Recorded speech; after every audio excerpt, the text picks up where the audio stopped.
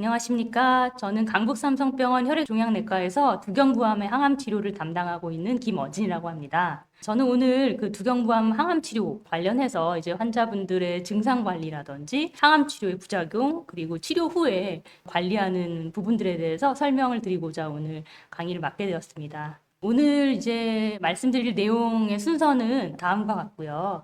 우선 이제 두경부암의 개론, 증상 관리에 대해서 말씀드리도록 하겠습니다.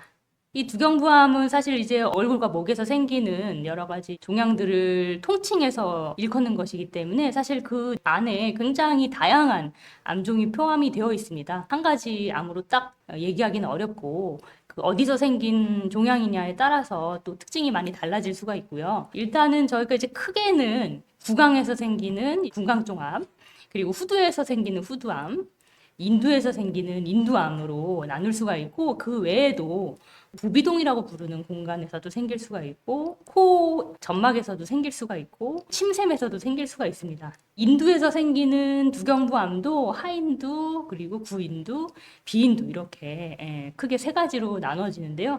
보시면 이제 구강에서 생기는 두경부암이 가장 이제 빈도상으로는 높고 그다음에 이제 인두, 후두의 순이 되겠습니다. 그래서 두경부암의 이제 역학에 대해서 간단하게 설명을 드리겠습니다. 전 세계 암 발병률 기준으로 예전에는 뭐 한 7위 정도로 나왔었는데 최근 수년간 계속해서 좀 증가 추세를 보이는 것 같습니다. 그래서 한 3위까지 체크가 되고 있고요. 매년 전 세계적으로 한 140만 명 정도가 새롭게 진단을 받고 49만 명이 사망할 정도로 상당한 인류에 영향을 미치고 있는 그런 종양이 되겠습니다. 전체 암 환자의 약 5%를 차지를 하고 있고요.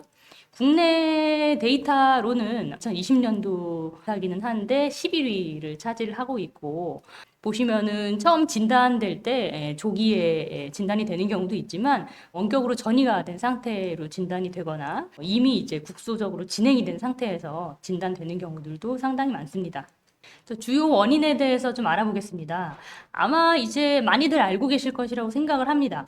두경부는 어쨌든 이제 입이랑 코랑 이런 이제 목 쪽이기 때문에 직접적으로 담배라든지 술이라든지 여러 가지 외부에서 들어오는 바이러스에 직접적인 영향을 받는 그런 장기가 되겠습니다. 그래서 다른 암종들도 뭐 어느 정도 영향을 받긴 하지만 두경부암 같은 경우에는 담배나 술과의 연관성이 상당히 더 높은 암으로 보시면 될 것 같습니다. 담배부터 일단은 보시면 전체 두경부암 환자의 60, 70%라고 이제 기여도가 되어 있는데요.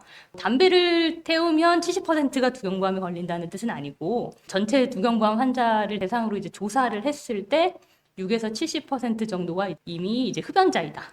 그렇게 이제 이해를 하시면 되겠고요. 담배로 인한 그런 위험 요인은 이제 금연으로 예방을 할 수가 있겠고, 알코올 같은 경우에는 단독으로는 이제 기여도가 두경부암 환자 전체 한 3, 40% 정도 되지만, 흡연과 병행할 시에는 위험도가 굉장히 높아지기 때문에 반드시 또 이제 금주가 도움이 되겠습니다. 그 외에 이제 인유두종 바이러스, 휴먼 파필로마 바이러스, HPV라고도 하는데요. 주로 이제 구인두암 쪽에 감염이 되고 구인두암의 발생에 관련이 있는 것으로 되어 있습니다. 구인두암 환자의 무려 6에서 70%에서 이런 휴먼 파필로마 바이러스 감염이 확인이 되고요. 전체 두경부암 환자의 빈도로는 25에서 35% 정도인데 최근에는 이제 서구권 젊은 층 비흡연자에서는 인유두종 바이러스로 인한 두경부암의 발생이 최근에도 계속 좀 올라가는 추세에 있습니다. 아마 이제 인유두종 바이러스라고 하면 조금 생소하게 생각하실 수도 있는데요. 인유두종 바이러스 백신이 사실 우리가 흔히 알고 있는 자궁경부암 백신이에요. 그래서 이 HPV 감염이 이제 자궁경부 쪽에 되면 자궁경부암을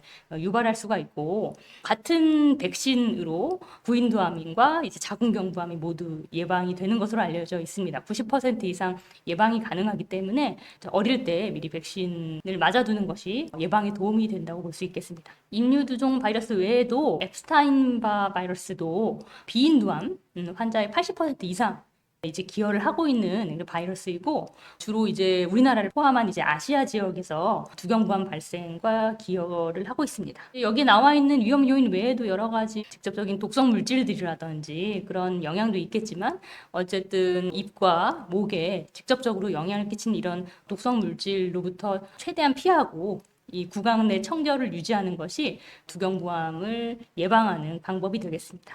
그 앞에서 말씀드린 그 휴먼 파필로마 바이러스에 대해서 조금 더 자세하게 설명을 드리려고 제가 가져왔는데요. 다행히도 어쨌든 이 바이러스의 감염과 관련해서 생긴 두경부암 같은 경우에는 흡연과 주로 관련되어서 발생한 두경부암에 비해서는 더 조금 예후가 좋다고 알려져 있고요.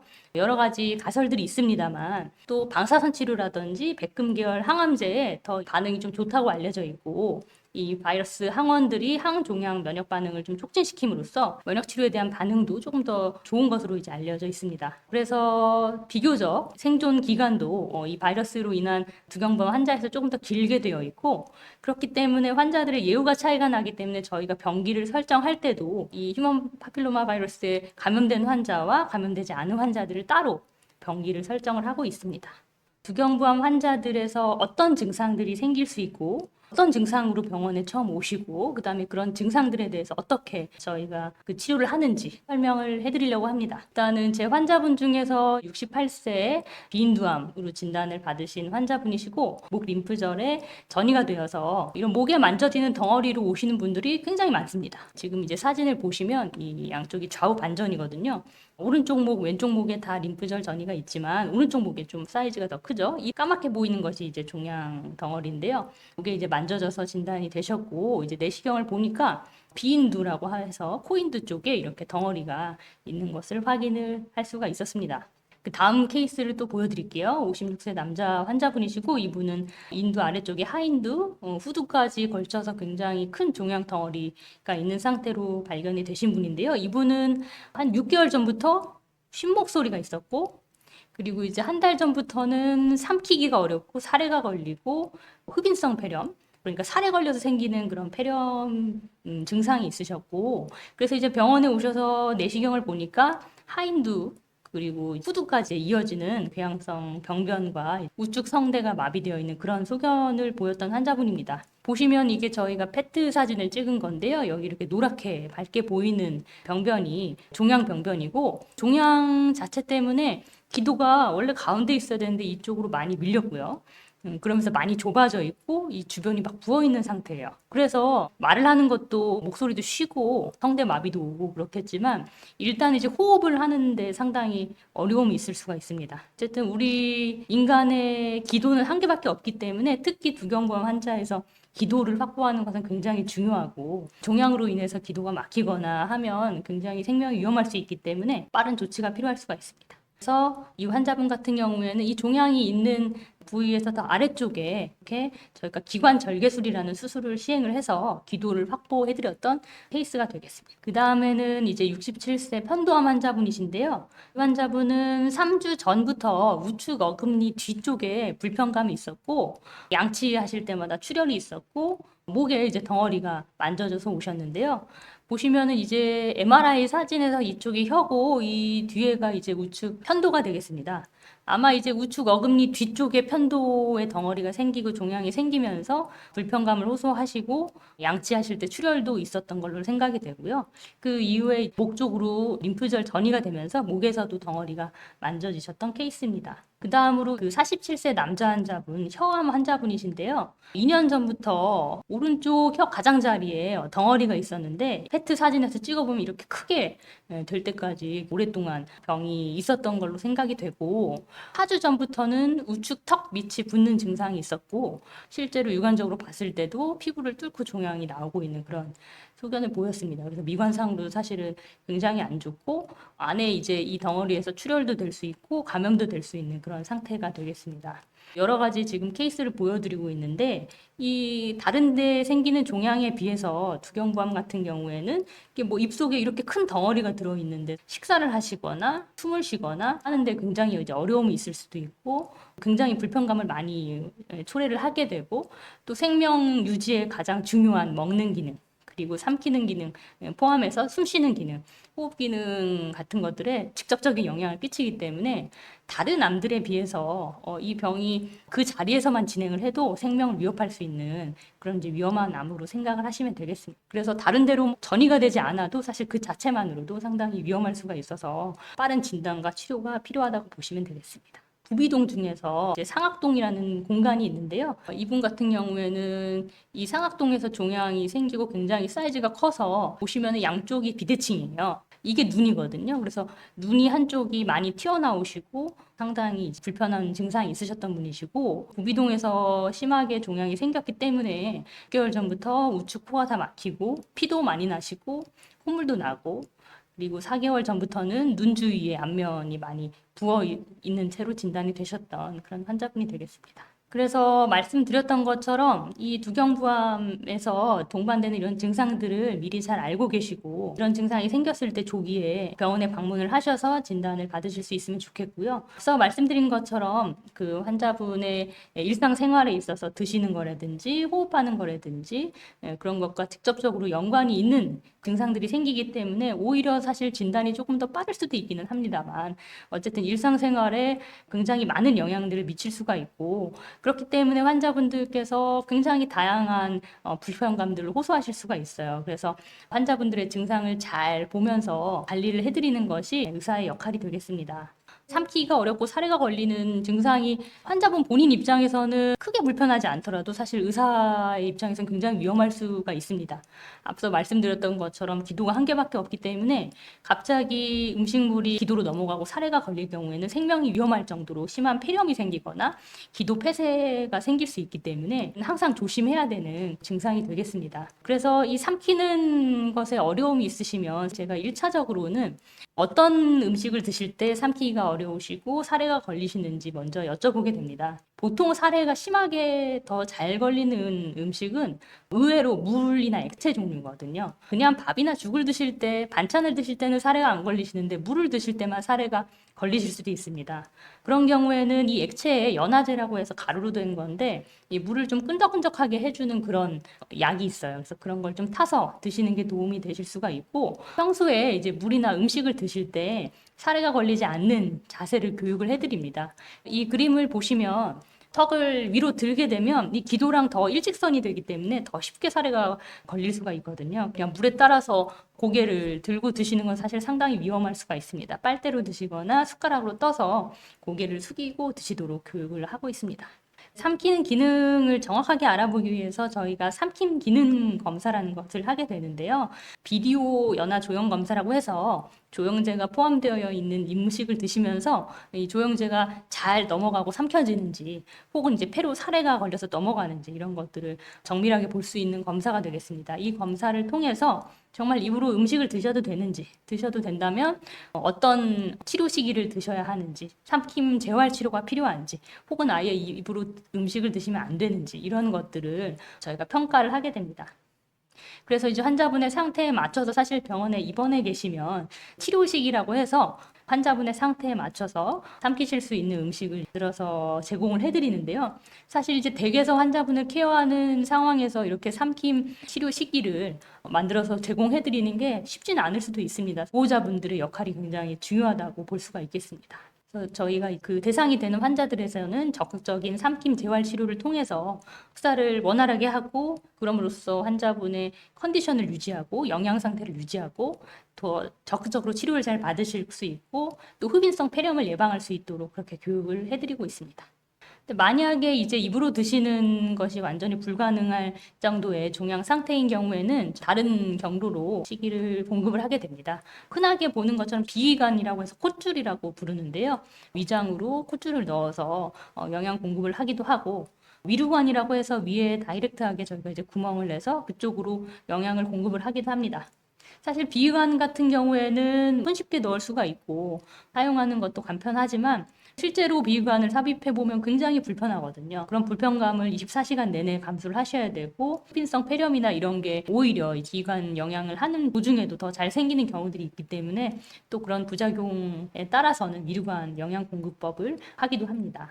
이제 기도 폐쇄 증상이 되겠습니다. 앞서서 보여드렸던 환자분의 사진인데요. 기도 폐쇄로 인해서 갑자기 응급 상황이 생길 수 있기 때문에 의사들도 그렇고 환자분들도 주의를 하셔야 되는 증상입니다. 말씀드린 것처럼 기도가 하나밖에 없기 때문에 음식을 잘못 드시다가 목이 막혀서도 숨을 못 쉬면은 굉장히 짧은 시간 안에 생명이 위험할 수 있기 때문에 굉장히 숨쉬기가 불편하고 이 천명음이 쌕쌕거리는 그런 이제 소리가 숨소리거든요. 기도가 좁아진 상태에서 나는 그런 숨소리가 나는 경우에는 빨리 응급실로 오시는 게 안전하다고 볼 수가 있겠습니다.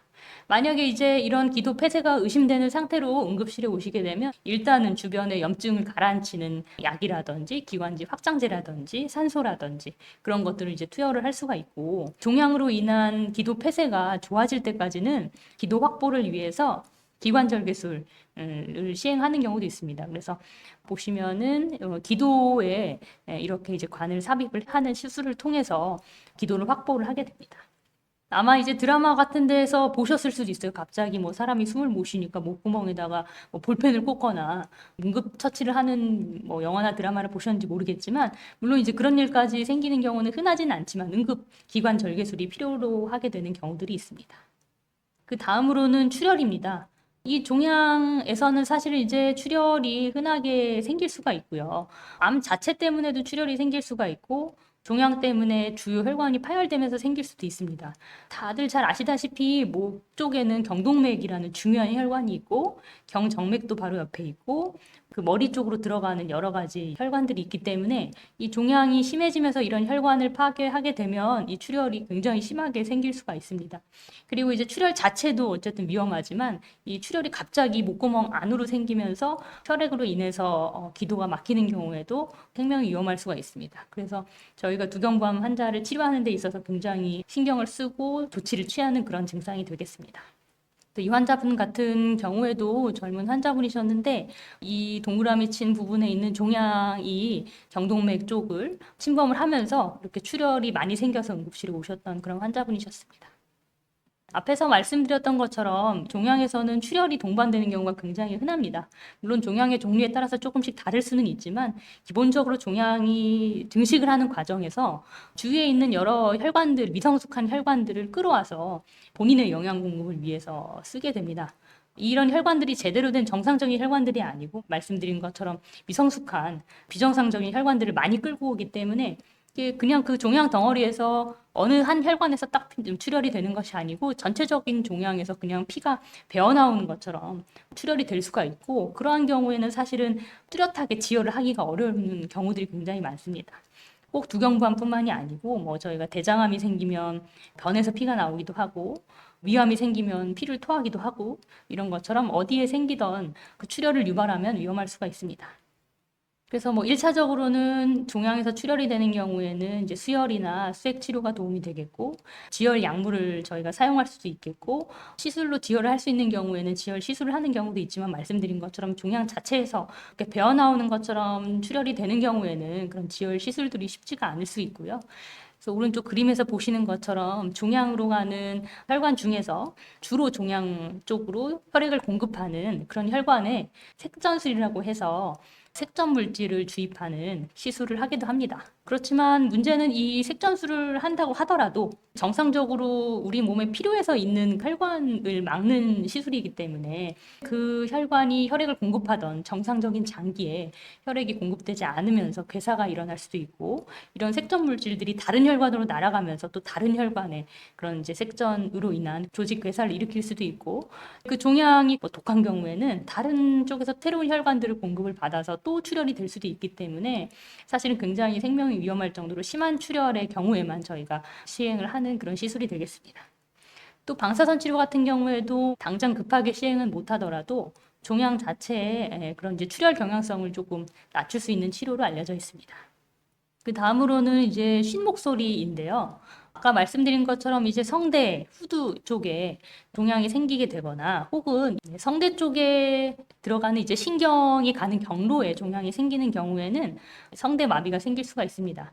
보시면 성대가 이런 식으로 주름이 진 모양으로 생겼는데요. 이 성대가 뭐 열리고 닫히고 하면서 소리를 내게 되는데 닫힌 상태로 뭐 고정이 되거나 혹은 열린 상태로 고정이 돼서 성대 마비가 올 수가 있습니다. 열린 상태로 고정이 되면 공기가 계속 새기 때문에 목소리가 쉰 목소리가 나게 되고요. 문제는 저렇게 성대가 닫히지 않고 계속 열려 있으면 목소리만 쉬는 것이 아니고 식사를 하실 때 기도가 꼭 닫혀야 되는 순간에 기도가 열려 있음으로써 또 살해가 걸리고 흡인성 폐렴이 생길 위험도가 더 올라갈 수가 있습니다. 그래서 이쪽 한쪽 성대는 어쨌든 정상인 경우에 이 마비된 성대를 이렇게 닫아주는 주사 치료를 이비인후과에서 하기도 합니다. 그래서 두경부암의 개론과 증상 관리에 대해서 이제까지 말씀드렸고, 이제 두경부암 치료에 대해서 설명을 드리도록 하겠습니다. 그래서 대략적으로만 설명을 드리는 거고요. 뭐 이게 100%다 맞는 것은 아닙니다. 두경부암의 위치라든지 종류에 따라서 아까 말씀드린 것처럼 치료가 달라질 수는 있지만 대략적으로 한 1, 2기에 조기 두경부암 같은 경우에는 일반적으로 수술이나 방사선 치료도 표준 치료가 진행이 되게 됩니다. 그런데 이제 3기 이상으로 진행을 해서 국소 진행성 두경부암이 되는 경우에는 항암 방사선 동시 치료라고 해서 항암 치료와 방사선 치료를 병행하는 치료를 하거나 혹은 이제 수술적인 치료 둘 중에 한 가지 옵션이 있을 수가 있고요. 수술이 기술적으로 불가능한 상황이라고 하면 항암 방사선 치료를 우선적으로 할 수가 있겠고, 수술이 가능한 경우에도 항암 방사선 치료나 수술을 일단 하고 수술 후 보조 치료를 고려할 수가 있습니다. 항암 방사선 치료의 장점은 어쨌든 그 장기 자체를 다 제거하는 것이 아니기 때문에 종양만 잘 치료가 된다면 기존의 장기 자체 그리고 장기의 기능을 어느 정도 보존할 수 있다는 그런 장점이 있습니다. 하지만 종양 자체를 100% 제거하는 것은 아니기 때문에 종양이 모두 제거되지 않고 남아있다가 다시 진행을 한다든지 또 항암 방사선 치료로 인한 자체적인 부작용이 생길 수 있다는 위험이 있고요. 그렇지만 이제 수술을 하는 경우에도 수술 후에 그 결과에 따라서 어차피 또 추가적인 보조 방사선 치료 혹은 보조 항암 방사선 치료가 필요한 경우들이 있습니다. 그러면은 항암 방사선 치료를 하면 2가지 치료를 하는 거지만 수술 후에 보조 항암 방사선 치료까지 하게 되면 3가지 치료를 모두 받으셔야 되는 상황이 되기 때문에 환자분의 수술에 대한 의사라든지 환자분의 컨디션 여러 가지 이제 내과적인 동반 질환에 따라서 환자분의 치료 계획을 결정을 하게 되겠습니다. 두경부암이 전이가 되거나 재발하는 4기 이상의 환자분에서는 다양한 치료 옵션이 있을 수는 있습니다. 수술이 가능하면 재발을 했더라도 수술로 제거를 하는 경우가 있고 그 이후에 이제 추가적인 보조 치료를 하는 경우들이 있고요. 아니면은 아까 말씀드렸던 것처럼 항암 방사선 치료 혹은 항암 치료만 진행을 하는 경우들도 있습니다. 두경부암의 이제 치료에 대해서 계속 설명을 드리기 전에 어려운 내용이 될 수도 있지만 주로 두경부암을 이루고 있는 암세포에 대해서 알아보면 일단은 두경부암이 생기는 위치는 아까 말씀드린 것처럼 구강, 인두, 후두의 점막 쪽이기 때문에 이 점막을 이루고 있는 편평 상피 세포암에서 종양이 생기는 경우가 90% 이상입니다. 아까 말씀드린 것처럼 구강, 인두, 후두 외에도 다른 뭐 비강이라든지 코 점막이라든지 그리고 침샘이라든지 이런 부분에서 생기는 종양 같은 경우에는 편평상피 세포암일 수도 있고 뭐 아닐 수도 있습니다. 어쨌든 이제 대부분 편평상피 세포암이기 때문에 편평상피 세포암에 대한 이제 치료법에 대해서 주로 알아볼 거고요. 만약에 환자분이 침샘암이나 이런 종양으로 진단을 받으셨다면 이런 편평상피 세포암에 대한 치료법과는 사실 좀 달라질 가능성도 충분히 있습니다. 그래서 일단은 두경부 평평상피 세포암이 가장 흔하기 때문에 여기에 국한해서 이제 치료 방법에 대해서 말씀을 드리면 아까 앞에서 말씀드렸던 것처럼 항암 방사선 동시 치료가 두경부암 치료에 굉장히 이제 근간이 되는 치료라고 볼 수가 있겠습니다. 특히 이제 편평상피 세포암 같은 경우에는 방사선 치료를 했을 때 종양을 이루고 있는 그 DNA의 손상에 대한 그런 이제 민감도가 높아서 쉽게 이제 파괴가 된다고 알려져 있고요. 항암 치료 중에서도 두경부암 치료에 근간이 되는 백금계열 항암제에 의해서도 DNA 손상이 쉽게 일어나고 암세포가 잘 치료가 된다고 알려져 있습니다. 그렇기 때문에 다른 종양에 비해서 비교적 방사선 치료나 백금계열 항암제에 대한 효과, 민감도가 좀 높다고 알려져 있고 그래서 방사선 치료나 백금계열 항암 치료 그리고 이제 이걸 같이 진행을 하는 항암 방사선 동시 치료가 중요한 치료가 되겠습니다. 이런 항암 방사선 치료가 두경부암의 치료에 있어서 중요한 치료라는 것이 이제 표준 치료로 확립이 된 그런 과정에는 여러 이제 임상 연구들이 있었고요. 요 그림은 좀 어려워 보이기는 하지만 방사선 치료 단독 요법과 항암 방사선 치료를 같이 했을 때 그때 이제 환자분의 치료 성적을 비교했던 그런 데이터가 되겠습니다. 여기서 진한 점이 항암 방사선 치료고 약간 흐린 점이 방사선 치료 단독 요법인데요. 그래서 결론적으로 말씀드리면 항암 방사선 치료를 같이 했을 때 방사선 치료 단독에 비해서 5년 생존율이 6.5% 개선이 됐고 국소 진행 같은 경우에는 9.3%, 원격 전이율은 2.5% 개선이 되었습니다. 그 이후에 이제 항암 방사선 치료가 두경부암의 치료의 표준 치료가 되었다고 보시면 되겠습니다. 그래서 항암제 같은 경우에는 앞서 말씀드렸던 것처럼 백금 계열 항암제 중에서도 시스플라틴이라는 항암제를 주로 사용을 하고 있고 표준 치료는 3주에 한 번씩 주사를 맞는 일정이 되겠습니다. 방사선 치료는 보통 이제 매일매일 진행을 하게 되고요. 보통 한 6주 이상에 걸쳐서 진행이 되고 항암 치료는 그 방사선 치료를 하는 동안에 3주에 한 번씩 주사를 약 3번 정도 맞으신다고 보면 되겠습니다. 일단은 이 시스플라틴이라는 항암제가 한 200mg/제곱미터 이상 들어가는 것이 좀 효과가 좋다고 알려져 있기 때문에 환자분이 항암제가 조금 힘드시더라도 200mg/제곱미터 이상 투약을 하려고 노력을 하고 있습니다. 그래서 독성을 보시면 항암 방사선 치료를 했을 때 그레이드 3라고 하면 저희가 독성을 기준을 매길 때 심한 독성이라고 생각을 하시면 되는데요. 항암 방사선 치료가 사실은 힘든 치료입니다. 그레이드 3 이상의 심한 독성이 77%에서 나올 수 있고 빈도상으로 보면 여러 가지 혈액학적 독성, 골수 억제가 됨으로써 빈혈이 생긴다든지 백혈구 수치가 떨어지고 혈소판 수치가 떨어진다든지 그런 류의 부작용들이 심하게 생길 수가 있고 점막이 허는 그런 부작용이 심하게 생길 수가 있겠습니다. 사실 항암 방사선 치료는 굉장히 앞서 말씀드렸던 것처럼 쉬운 치료는 아닙니다. 어쨌든 이제 점막에서 종양이 발생한 경우에 그 점막에 있는 그 종양을 다 항암 방사선 치료를 통해서 없애고 나면 그 자리에는 사실 이제 정상적인 점막이 싸고 있지 않은 그런 이제 빈 공간이 되겠죠.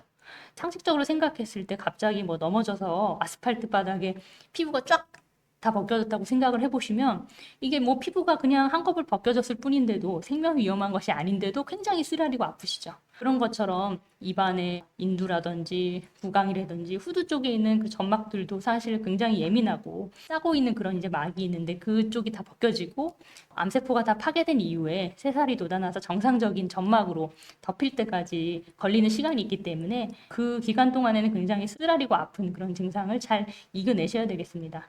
점막이 헐었다고 해서 식사를 안 하실 수는 없기 때문에 진통제로 통증 조절을 하고 감염이 되지 않도록 각을 열심히 잘 해가시면서 환자분이 열심히 식사를 잘 하시고 영양 상태를 유지할 수 있도록 그렇게 이제 교육을 해드리고 있습니다. 항암 방사선 치료에 대해서 설명을 드리고 있기 때문에 잠깐 나온 내용으로 보시면 되겠습니다. 표피 성장인자 수용체, EGFR이라고 하는 암세포막에 있는 이런 수용체가 있는데요.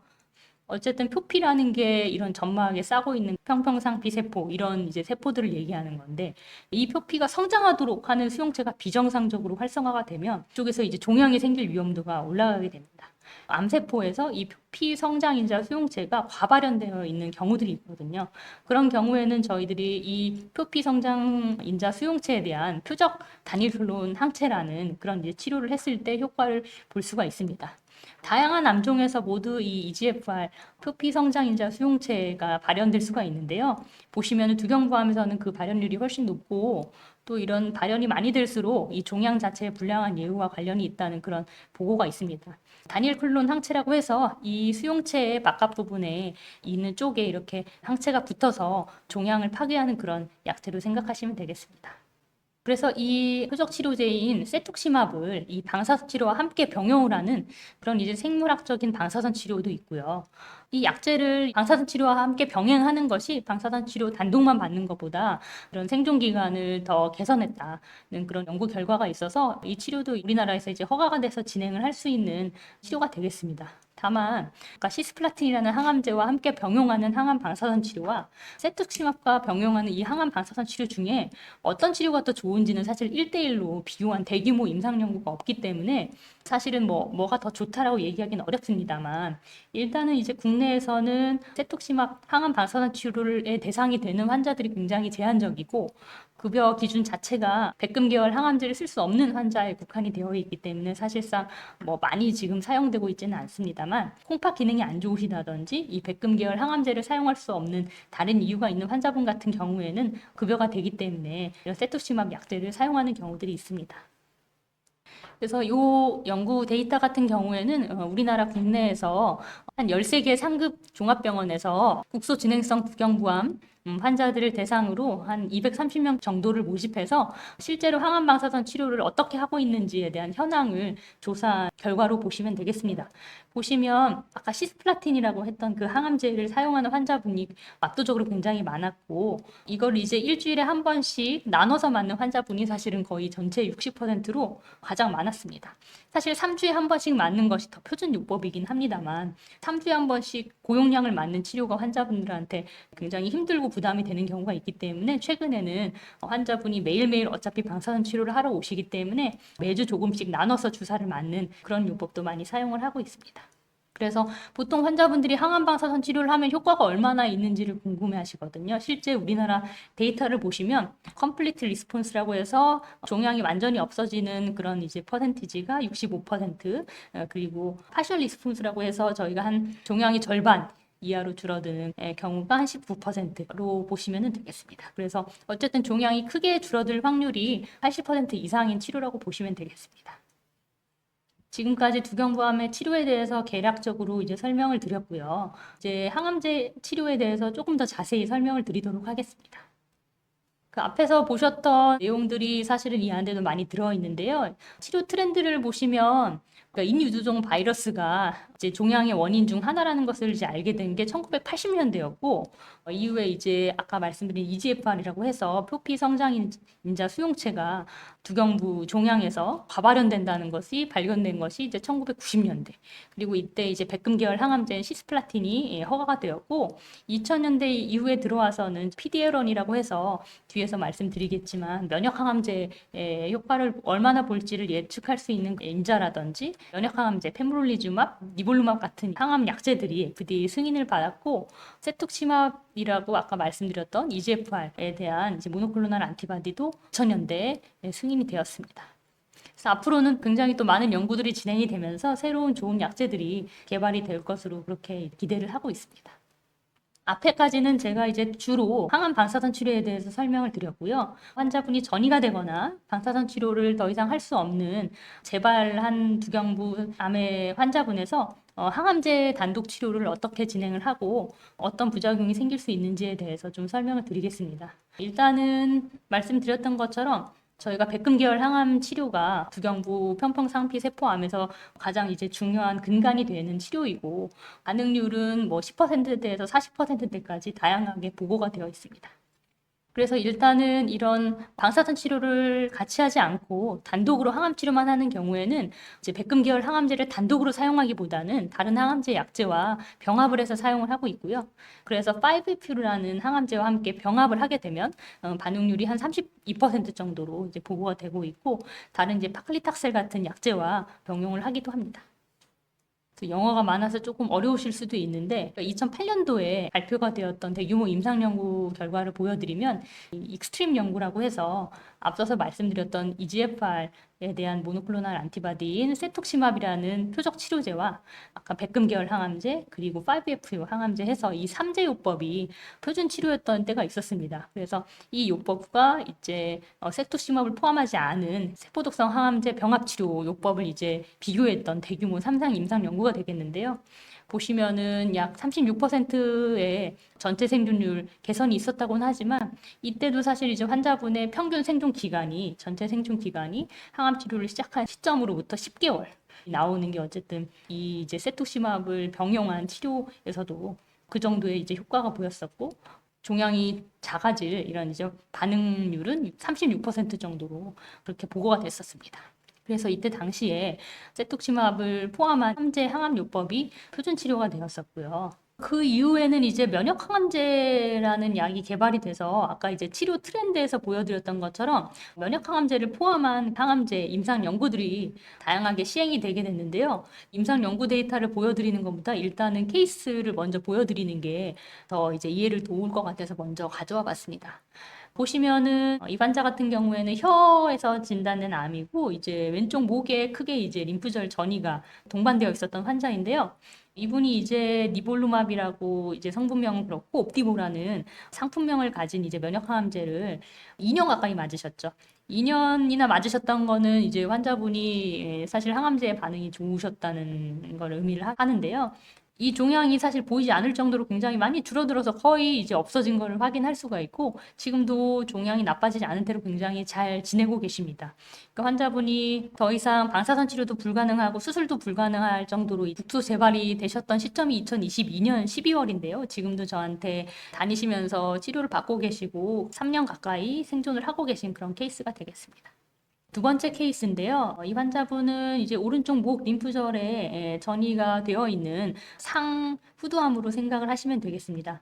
이분은 이제 폐 쪽에 전이가 되어 있는 상태셨고 폐기종이 되게 심하셔서 폐 기능 자체도 많이 안 좋으셨던 그런 상황인데요. 이 환자도 니볼루맙 옵디보 항암 치료를 받으시고 나서 이 종양 폐에 있는 이 덩어리가 굉장히 많이 줄어들어서 거의 보이지 않을 정도로 좋은 효과를 보였던 그런 환자분이 되겠습니다. 그래서 이 면역항암제가 뭔지에 대해서 개념을 그냥 간단히 조금 알려드리려고 합니다. 면역항암제는 사실 굉장히 넓은 범위의 여러 가지 약제를 포함하는 그런 개념이고 인체의 면역체계를 활성화시켜서 암세포를 사멸하도록 유도하는 치료제가 되겠습니다. 앞서서 보여드린 여러 가지 백금계열 항암제라든지 세톡시막 같은 표적 항암제 같은 경우에는 모두 이제 암세포를 직접적으로 공격을 해서 이제 암세포를 파괴하는 그런 이제 약제였는데요. 이 면역항암제 같은 경우에는 암세포에 직접적으로 작용하지 않고 여러 이제 면역 세포들을 활성화시킴으로써 이 종양을 파괴하는 그런 치료가 되겠습니다. 이 면역 치료 종류도 굉장히 여러 가지가 있어요. 면역 세포 치료, 이중 특이성 T세포 관여 항체, 항암 바이러스 이런 것들이 있는데 그 중에서도 면역 관문 억제제라고 해서 PD1, PDL1, CTLA4 이런 면역 관문에 대해서 작용하는 항체들을 저희가 이제 면역 관문 억제제라고 부르고 있습니다. 그래서 면역 항암제와 면역 관문 억제제는 사실은 동의어는 아니고 면역 관문 억제제가 더 좁은 개념으로 생각을 하시면 되겠습니다. 그래서 저희가 두경부암 항암 치료에 있어서 앞으로 다룰 치료제는 이제 면역 관문 억제제가 되겠고요. 그래서 면역관문 억제제 지금 종류에는 여러 가지 약들이 있고 이외에도 이제 FDA 승인받은 항암제들은 많은데 일단은 이제 두경부암에서 주로 사용되는 항암제 위주로 조금 적어봤습니다. 그래서 두경부의 평평상피세포암에서 여러 가지 이제 임상 연구들이 많이 진행이 돼서 국내에서 허가되고 급여가 되어 있는 약제들이 있는데요. 우리나라에서 두경부암 평평상피세포암에 대해서 급여가 되고 있는 면역항암제는 사실 한 가지밖에 없습니다. 안타깝게도. 일단은 지금 이제 급여가 되고 있는 경우는 전이성, 재발성 두경부 평평상피세포암에서 PDL1이라고 해서 그 종양이 면역항암제 얼마나 잘 들을지를 저희가 어느 정도 예측하는 어떤 이제 바이오마커라고 생각하시면 되는데요.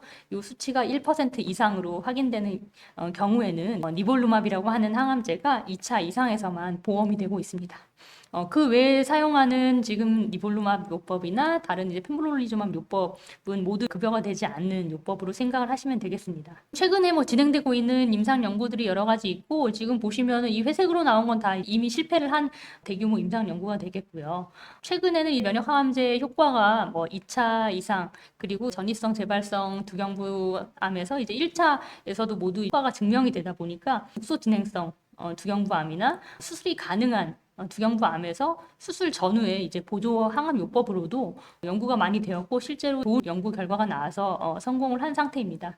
그래서 여기 니보포스탑 연구 같은 경우에는 삼상 연구이고 수술하고 나서 추가로 항암 방사선 치료를 할 때 니볼루맙이라고 하는 면역항암제 치료를 같이 진행을 하게 되는데 상당히 좋은 연구 결과가 나왔고 앞으로도 임상에 이제 들어올 가능성이 높을 걸로 생각이 되고요. 키노트 689 연구는 삼상 연구인데 이 수술 전후에 펜브롤리즈맙이라고 하는 면역항암제를 사용하게 되는 이제 그런 연구였는데 좋은 연구 결과가 나와서 2025년 6월에 FDA 승인이 됐습니다. 그래서 아마 이 치료제도 국내에 좀 들어와서 허가가 될 가능성도 있을 걸로 생각을 하고 있습니다. 네, 그리고 키노트 B10 연구 같은 경우에는 지금 아직 설명을 안 드리긴 했는데 저희가 지금 1차 표준치료 요법으로 사용하고 있는 펜브롤리즈맙 콤보 요법에서 약간 더 이제 변형을 한 그런 항암 치료 요법이 되겠고요. 아직 FDA 승인은 되지는 않은 상태입니다. 그리고 이제 펜브롤리즈맙이라는 면역 항암제에 카보잔티닙이라고 하는 VEGFR에 대한 그런 이제 표적 치료제를 병용하는 임상 연구 같은 경우에도 이상 연구에서 좋은 효과를 보여서 3상 연구를 진행할 예정이 있습니다. 그래서 어쨌든 다양한 임상 연구들이 계속해서 진행이 되고 있고 앞으로 더 이제 새로운 면역 치료 요법이 두경부암 치료에 있어서 더 광범위하게 적용이 되지 않을까 기대를 하고 있습니다. 그래서 앞서 말씀드린 것처럼 국내에서는 니볼루맙, 옵디보 항암제만이 두경부암 치료에서 급여가 되고 있는데요. 그 근거가 됐던 대규모 3상 연구 결과를 간단하게 살펴보면 일단은 이전에 백금계열 항암 치료에 실패한 재발성, 전이성 두경부암 환자에서 니볼루맙 을 치환군과 치료자가 선택한 다른 표준 치료, 세포독성 항암제 치료를 비교한 연구가 되겠고요. 보시면은 1년 평균 생존 기간이 7.5개월 대 5.1개월로 2.4개월 정도 더 연장이 된 것을 볼 수가 있습니다. 네, 그래서 이 생존 기간을 유의하게 연장을 시키기는 했지만 반응률이 그렇게 높지는 않기 때문에 일부 이제 제한적인 선택된 환자들에서만 좋은 효과를 보이기는 하지만 그럼에도 불구하고 효과를 보는 환자에서는 굉장히 효과가 좋을 수도 있고 앞에서 제가 이제 사진에서 보여드렸지만 그 치료 효과가 되게 오래 유지될 수도 있기 때문에 급여가 되는 상황에서는 저희가 이제 일반적으로 모두 치료를 진행을 하고 있습니다. 그래서 아까 말씀드렸던 것처럼 PD-L1이라는 그 검사 결과가 1% 이상인 환자에서 훨씬 더 좋은 효과를 보였기 때문에 현재 이제 우리나라 급여 기준은 PD-L1이 1% 이상인 환자에서만 급여가 되고 있고 1% 미만인 환자에서는 허가는 되어 있지만 급여가 되지 않는 상태입니다. 지금 현재 1차 요법으로 세포독성 항암제와 키트루다라는 면역 항암제를 병용하는 요법이 현재 표준 치료로 되어 있는데요. 그 치료에 근거가 된 대규모 3상 연구 결과를 보여드리려고 합니다. 보시면 펜브롤리즈맙이라는 면역 항암제 단독 요법과 펜브롤리즈맙과 백금 계열 항암제 그리고 5FU까지 세 가지 항암제를 병행하는 요법 그리고 앞서 보여드렸던 그 익스트림에서 연구에서 사용했던 그 요법을 세 가지 항암제를 요법을 각각 비교한 연구가 되겠습니다. 그래서 펜브롤리즈맙 단독은 제가 좀 연구 결과가 많아서 뺐고요. 이 파란색 선이 펜브롤리즈맙과 백금계열 항암제를 병행한 요법이고 빨간색이 이제 세투시맙과 병행한 요법이거든요. 보시면은 펜브롤리즈맙 면역 항암제와 함께 투약한 경우에 더 효과가 좋았습니다. 그래서 현재는 지금 펜브롤리즈맙과 백금계열 항암제 그리고 5FU까지 해서 세 가지 항암제를 병행하는 요법이 표준 치료가 되겠습니다. 그래서 2025년 올해 지금 이제 항암 치료 가이드라인을 보시면 가장 이제 권고되는 항암 치료 요법으로 1차 치료로 펜브롤리즈맙 그리고 백금 계열 항암제, 5FU 이렇게 3제가 가장 이제 추천되는 항암제가 되겠고요. PD-L1이 높은 경우에는 펜브롤리즈맙 단독 요법도 사용할 수 있는 옵션으로 되어 있습니다. 그리고 이후에 이제 병이 나빠지면 2차 치료 요법으로 펜브롤리즈맙을 이전에 사용하지 않았던 환자에서 니볼루맙이 권고가 되고 있는 상황입니다. 그런데 앞서 보여드렸던 익스트림 연구에서 사용됐던 세툭시맙을 포함한 레지멘도 여전히 저희가 선택할 수 있는 하나의 옵션으로 되어 있고요. 다만 이제 우리나라에 지금 허가 기준이 1차에서만 사용을 할 수 있도록 되어 있기 때문에 1차 요법으로 펜브롤리즈맙을 사용하는 경우에는 사실 이제 2차 이상 요법으로 허가가 되어 있지 않기 때문에 사용이 조금 어려움이 있겠습니다. 그래서 이제 급여가 되는 유일한 항암제, 면역 항암제를 보여드렸고요. 그래서 보험 기준에 대해서 다시 말씀을 드리고 펜브롤리즈맙 같은 경우에는 아직은 이제 급여가 되지 않고 허가만 되어 있는 상황이고요.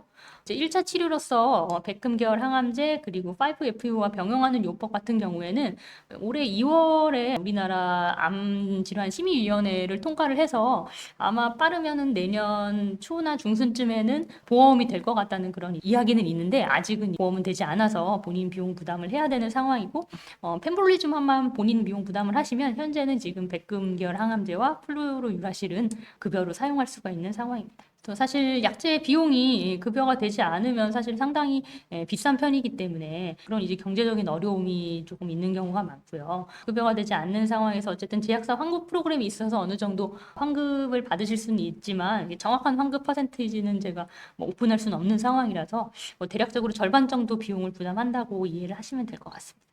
그래서 면역관문 억제제의 특징 같은 경우에는 사실 제가 유튜브 강의에서도 많이 이야기를 하긴 해서 뭐 검색을 해서 자세히 찾아보시면 좋을 것 같고 제가 간단하게만 정리를 해 놓았는데요. 효과가 한번 나오면은 장기간 효과가 유지가 되고 대신에 이제 몸의 면역력이 활성화될 때까지 좀 시간이 걸리기 때문에 한두 번 맞아서는 효과가 나오지 않고 한 3번 이상 맞아야지 효과가 나올 수가 있다는 내용이 있고 또 초반에는 종양이 나빠지는 것처럼 보이지만 나중에 가서 좀 좋아지는 거짓 진행 현상이 나타날 수가 있고 하지만 이제 앞서 말씀드렸던 것처럼 일부 환자에서만 효과가 나타나기 때문에 어떤 환자에서 효과를 볼 수 있을지 그런 걸 이제 예측하는 인자들을 계속해서 개발해 나가고 있는 상황이고 또 이제 면역력이 과하게 활성화되면서 이제 면역 관련 이상 반응이 생길 수 있다는 그런 특징들을 가지고 있습니다. 그 다음으로 이제 간단하게 말씀드릴 내용은 이제 아까 이제 제가 HPV, 사람 유두종 바이러스에 대해서 말씀드렸었는데요. 이 사람 유두종 바이러스 양성인 경우에는 앞서 말씀드렸던 것처럼 예후가 좋기 때문에 치료의 강도를 조금 낮추는 쪽으로 여러 가지 이제 연구들이 되고는 있습니다만 아직은 가이드라인이 바뀌지는 않은 상태입니다. 그래서 아마도 더 연구 결과가 많이 쌓이면 바이러스 양성인 구인두암 환자에서는 방사선 선량이 좀 줄어든다든지 항암 치료가 조금 빠진다든지 항암 강도를 낮추는 그런 이제 시도들을 하고 있는 상황입니다. 이제까지 두경부암 치료에 대해서 자세히 설명을 드렸고요. 두경부암 치료 후에 생길 수 있는 증상이나 관리에 대해서 또 설명을 드리고 마치는 걸로 하겠습니다. 앞에서 계속 말씀드렸던 것처럼 백금 계열 항암제가 사실은 두경부암 항암 치료에 굉장히 중요한 역할을 하고 있는데요. 백금 계열 항암제는 울렁거리고 토하는 오심구토 증상, 콩팥 기능에 무리를 줄 수 있다는 거, 그리고 말초신경병증 이런 부작용들을 유발할 수 있다고 대표적으로 잘 알려져 있고 앞서 말씀드렸던 것처럼 백혈 수치가 떨어진다든지 혈소판 수치가 떨어진다든지 빈혈이 생기는 골수 억제에도 생기는 경우들이 있어서 항암 치료에 대해서 환자분이 어떤 부작용이 생기는지를 잘 모니터를 하고 또 미리 예방을 하고 그거에 대해서 이제 환자분의 증상을 조절해 드리는 것이 사실은 이제 혈액종양내과 의사의 가장 중요한 역할이라고 생각을 하고 있습니다. 그래서 항상 매번 오실 때마다 환자분의 증상을 체크를 하고 여러 가지 약 처방을 하고 환자분 상태에 따라서 용량을 조절을 하게 되는데요. 시스플라틴 같은 경우에는 어쨌든 울렁거리거나 콩팥 기능에 영향을 많이 줄 수 있다고 알려져 있기 때문에 저희가 미리 구토 방지제를 항암 치료를 할 때 같이 처방을 해드리고 뭐 주사약도 들어가고 뭐 먹는 약도 들어가고 또 환자분이 증상이 심하실 경우에는 여러 가지 다른 이제 나와 있는 구토 방지제를 처방을 해서 환자분의 증상을 최대한 경감을 해드리고 있습니다. 또 신장 독성 같은 경우에도 환자분의 콩팥 기능에 따라서 저희가 용량을 조절하기도 하지만 사실 항암제가 들어가는데 걸리는 시간은 1시간 정도인데 앞뒤로 한 2시간 정도씩 수액을 맞아서 콩팥 기능을 보호를 하기도 합니다. 네, 말초신경병증도 굉장히 심하신 분들에서는 증상이 심하고 또 오래가는 경우가 있고 항암제를 중단하고 나서도 많이 불편해 하시는 분들이 있어서 사실 환자분한테서 꼭 확인을 해야 되는 부작용이기는 한데요. 사실은 이제 어떤 약을 써도 이렇게 막 쉽게 좋아지거나 하진 않고 항암제를 중단한 상태로 시간이 좀 오래 지나야지 좋아진다는 단점이 있습니다. 처음에는 그냥 손발이 좀 저리고 둔하고 불편하신 정도로 시작을 하지만 굉장히 심하신 경우에는 단추를 잠그기가 힘드시다든지 젓가락질을 못하시고 자꾸 떨어뜨리시든지 그런 이제 일상생활에 불편한 증상까지 유발을 하는 경우들이 있고 말초신경병증이 너무 심하시면 바닥을 딛는 그런 이제 느낌이 너무 둔하셔서 허공을 걷고 있는 것 같다든지 어디로서 넘어지신다든지 그런 종류의 심한 말초신경병증을 유발하기도 하고요. 그런 경우에는 사실 저희가 항암제 용량을 줄이거나 중단을 해야 합니다. 저희가 일부 여러 가지 이제 신경통 약제라든지 이런 말초신경병증에 쓰는 약제들이 있기는 하지만 사실 효과가 조금 제한적이기 때문에 어쨌든 이런 증상이 있을 경우에도 반드시 담당 의사 선생님이랑 상담을 통해서 약제를 처방을 받으시거나 관리를 받으시는 것을 추천을 드립니다. 이제 저희가 1차 치료에서 표준 치료로 사용되는 펜브롤리주맙과 5FU, 시스플라틴 이 3제를 다 쓰게 되면 사실 굉장히 다양한 부작용들이 여러 가지 약제로 인해서 생길 수가 있습니다. 그래서 사실 이제 임상 연구에서 보고된 데이터만 해도 굉장히 여러 가지 부작용들이 앞서서 말씀드린 것 외에도 추가적으로 생길 수가 있거든요. 그래서 심한 것만 조금 골라서 보면 그레이드 3에서 5는 사실 이제 심한 부작용인데 심한 빈혈이 25%, 심한 백혈구 감소증이 18%, 심한 혈소판 감소증이 9%에서 생길 수가 있고 그리고 이제 심한 울렁거리는 증상이 6%, 그리고 입안이 허는 증상이 8%에서 생길 수가 있고, 또 심한 피로감이 7%, 그리고 심한 식욕 감소가 5%, 그리고 전해질 이상이 생길 수가 있고요. 그리고 이제 세토시마카 병용을 하는 요법 같은 경우에도 사실은 여러 가지 심한 부작용들이 동반이 될 수가 있습니다. 다행히도 면역항암제 단독으로 시행하는 경우에는 사실 심한 부작용의 위험도가 그렇게 많이 높지는 않습니다만, 어쨌든 여러 가지 부작용들이 생길 수가 있기 때문에 환자분들의 증상을 잘 모니터를 하고 저희가 그에 대한 이제 처치가 반드시 필요하고, 환자분들이 적극적으로 불편하신 증상에 대해서 보고를 해주시는 것이 좋겠습니다. 그리고 이제 탁산 계열 항암제는 앞에서 뭐 자세히 다루지는 않았습니다만, 사실은 플라티눔 계열 항암제 그리고 면역 항암제를 쓰고 나면서 탁산 계열 항암제를 사용하게 됩니다. 대표적으로 파클리탁셀이나 도세탁셀 같은 항암제를 많이 투약을 하게 되는데요. 그런 항암제 같은 경우에는 항암제 주입 당시에 즉각적으로 발생하는 여러 가지 이제 과민 반응이 조금 흔한 것으로 되어 있습니다. 여러 가지 과민 반응을 생기지 않게 하기 위해서 전처치 약물들을 많이 투약을 하는데, 그럼에도 불구하고 드물게 심한 과민 반응이 생길 수가 있기 때문에 항암제를 처음 맞으시는데 갑자기 맞자마자 숨이 찬다든지 가슴이 답답하다든지 얼굴이 빨개지고 붓는다든지 그런 여러 가지 증상이 생기시면 바로 보고를 해주셔야 하겠습니다. 그래서 탁산 계열 항암제 같은 경우에도 여러 가지 부작용을 또 일으킬 수가 있는데요. 사실 환자분들이 가장 민감하게 생각하시는 거는 머리카락이 다 빠지게 됩니다. 그리고 이제 골수 기능도 많이 억제가 될 수가 있고, 아까 말씀드린 시스플라틴 계열과 비슷하게 말초신경병증도 생길 수가 있고, 과민 반응도 좀 많이 발생하는 그런 약체가 되겠습니다. 그리고 이제 몸이 좀 붓고 하는 증상도 좀 생길 수가 있어서 스테로이드를 포함한 여러 가지 전처치 약제를 통해서 예방을 하게 되겠습니다. 그 이외에도 아까 제가 앞부분에 항암 치료와 방사선 치료를 같이 받으면 굉장히 힘들다고 말씀드렸거든요. 점막이 헐고 그런 증상에 대해서도 저희가 적극적으로 관리를 해야 하고, 또 방사선 치료를 하고 나서 그 종양 덩어리가 다 없어지고 나서 점막이 비어 있는 부분이 있다고 말씀드렸는데, 거기가 이제 정상 세포로 채워져야 하는데 여러 가지 이유로 뭐 방사선 치료 자체 때문에 혹은 혈액순환이 좋지가 않아서, 환자분의 구강 이상이 너무 좋지가 않아서, 영양 상태가 불량해서 여러 가지 이유로 그 정상 세포들이 차오르지 않는 경우가 있어요. 그런 경우를 방사선 괴사, 라디에이션 네크로시스라고 하는데, 이런 경우에도 굉장히 이제 치명적인 문제들이 생길 수가 있습니다. 그 점막 부분이 계속 비어 있기 때문에 그쪽에서 계속 출혈이 되기도 하고 감염이 되기도 하고, 그러면서 이제 통증도 심하고 여러 가지 불편한 증상이 생길 수가 있는데, 사실 이것도 치료가 굉장히 어렵습니다. 뭐 수술을 하기도 하고 고압산소 치료를 하기도 하지만, 어쨌든 종양 자체 때문이 아니고 이런 이제 방사선 괴사 때문에 고통받으시는 경우들도 많아서 그런 증상에 대한 적극적인 보고와 관리가 필요하겠습니다. 그래서 앞서서는 제가 이제 주로 세포독성 항암제의 부작용에 대해서 설명을 드렸는데요. 면역 항암제의 부작용에 대해서만 간단하게 더 말씀을 더 드리고 종료를 하도록 하겠습니다. 사실 세포독성 항암제는 기본적인 컨셉이 빨리 자라는 세포를 죽인다는 그런 컨셉이거든요. 그렇기 때문에 몸 안에서 빨리 자라는 세포는 암세포가 대부분이겠지만, 암세포 말고도 정상적으로 빨리 자라는 세포들도 모두 영향을 받게 됩니다.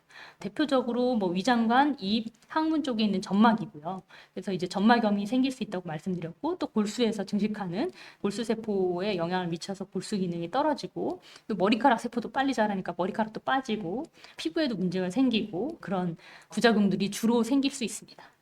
그런데 이제 면역 관문 억제제 같은 경우에는 완전히 기전이 다르다고 앞에서 말씀을 드렸고, 면역력을 활성화시키는 과정에서 여러 가지 과도한 이제 면역 반응으로 인해서 면역 관련 이제 부작용이 이제 생길 수가 있다고 알려져 있습니다. 그래서 사실은 이론적으로는 이 면역 관련 부작용은 전신에서 다 생길 수가 있어요. 전신에 어디든지 염증을 일으킬 수는 있습니다. 다만 이제 조금 빈도상으로 흔하게 생기는 게 있고 드물게 생기는 것들이 있을 수 있습니다. 보시면은 폐에서 염증이 생긴다든지 간에서 염증이 생긴다든지, 드물지만 뇌염이 생긴다든지 심장 근육염이 생길 수가 있겠습니다. 빈도상으로 가장 흔한 것은 이제 피부 발진, 피부 가려움증 같은 피부 쪽 부작용이고요. 아주 심한 경우는 드물지만 빈도상으로는 가장 높다고 볼 수가 있겠습니다. 그래서 기존의 세포독성 항암제나 표적 치료에 비해서는 훨씬 독성이 적고 안전하기는 한데요.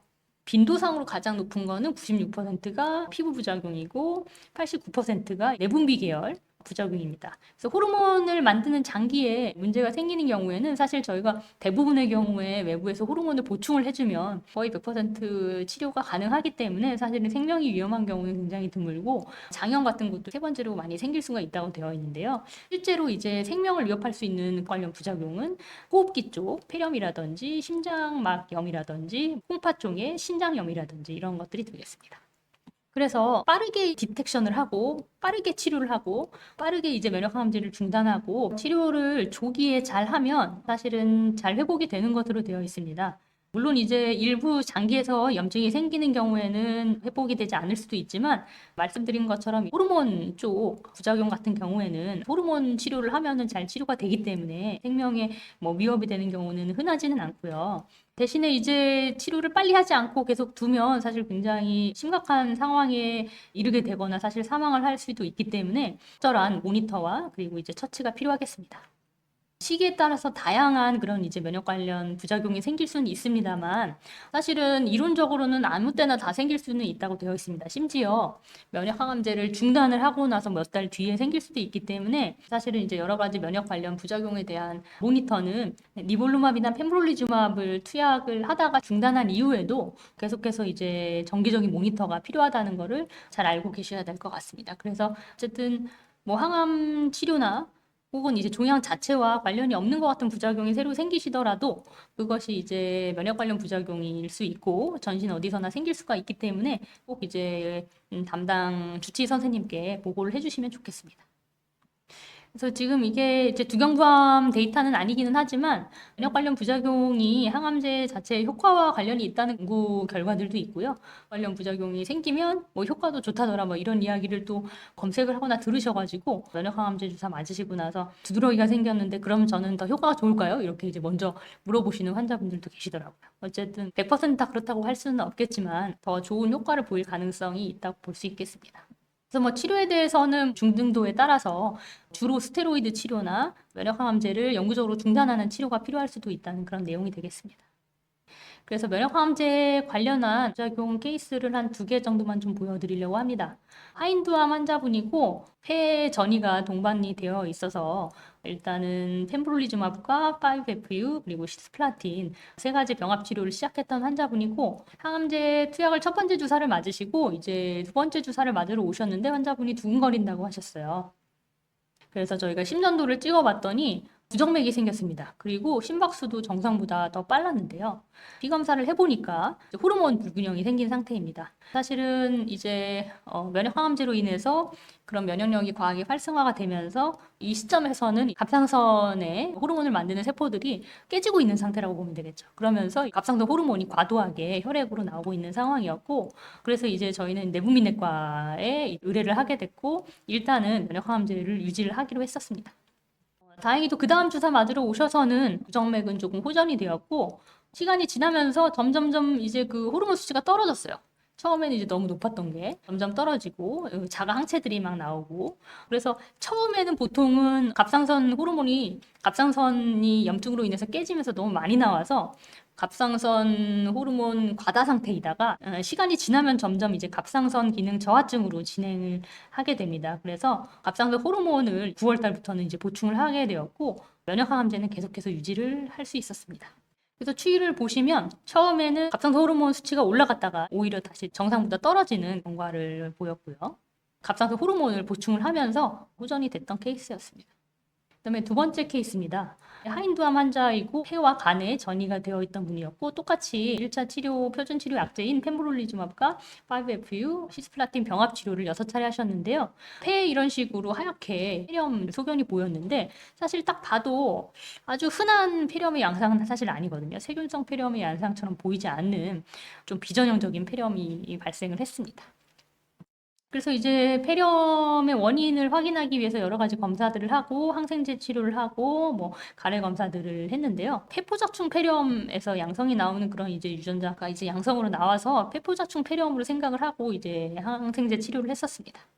그런데 보시다시피 점점 더 심해져서 사실 이제 환자분이 가래에서는 그 폐부자충 폐렴 관련된 유전자 외에는 나온 것이 없었기 때문에 기관지 세척술을 통해서 더 정밀 검사를 해보고 면역항암제로 인한 폐렴 가능성에 대해서 스테로이드 치료를 시작하고 면역항암제를 일단은 중단을 했던 상황입니다. 그래서 산소 요구량이 많이 늘어서 고용량 산소를 투약을 했었고 여러 가지 항생제도 같이 사용을 하고 스테로이드도 같이 사용을 했는데 여러 교수님들이 모여서 회의를 하고 상의를 해본 결과 면역항암제랑 관련돼서 생긴 폐렴일 가능성이 높을 것 같다고 해서 일단 스테로이드 치료에도 반응이 좋지 않았기 때문에 IVIG라고 하는 항체를 투약을 하게 되었습니다. 그 이후에 환자분은 점점 컨디션이 좋아지셔서 스테로이드도 좀 줄이고 산소도 줄일 수 있었지만 어쨌든 이제 생명이 위험할 정도로 심한 폐렴이 생겼기 때문에 면역항암제는 더 이상 투약을 하지 않고 중단을 하기로 했던 케이스가 되겠습니다.